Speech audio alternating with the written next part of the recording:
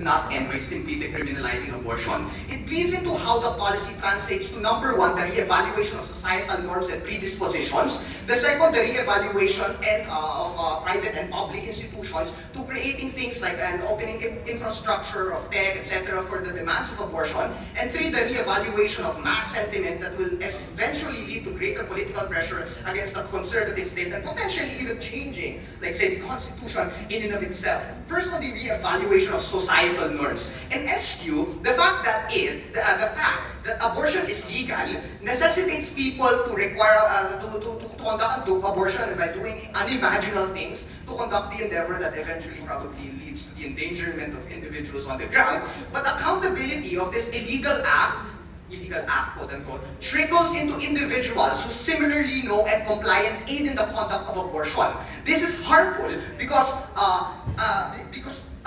the fear of sanctions, because there's a fear of sanctions, help is never guaranteed to the victim, even if it is a case-to-case victim. The bottom line of this first point is, irregardless of the motivation or the circumstances that led this individual to being pregnant, etc., are not provided with the avenue. Number one, because course is not offered because of, because of fear of aid. But second, medical help is disencouraged because of the fear of, abetting, abetting criminal acts and probably losing your licenses. But the risk of conspiracy also, even for people on the ground, that is to say your immediate environments, that is to say your families, essentially makes it so that they don't want to help you because of the presupposition that they're going to be sanctioned, and that fuels even further the populist conservative narrative that exists already within the household. We allow on our side of the house the discourse that is only contingent in the instance we're in. You legitimize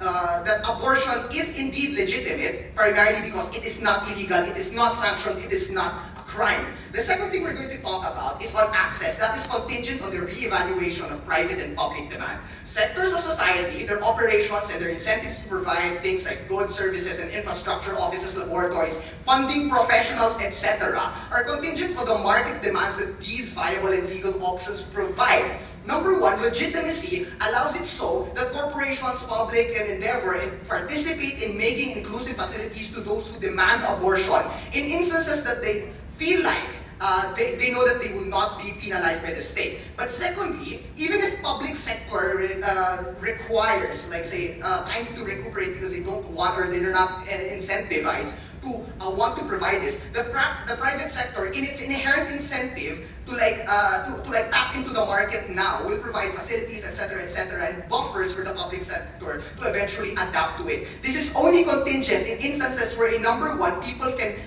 now come forward and demand this of the public and of the private sector because they have no fear of prosecution. But secondly, because now there's a demand for, the services in and of themselves. The last thing to note is, even if it, the last thing to note is that even if it fails in those two instances, we suggest that we still provide the right way in order to promote, government and political institutions in order to be incentivized to do these things. Number one, political incentive is dictated by the mass sentiment. That is to say, the fact that we meet even small psyche reformations on the first two grounds entails that there is greater traction in the ground versus status quo.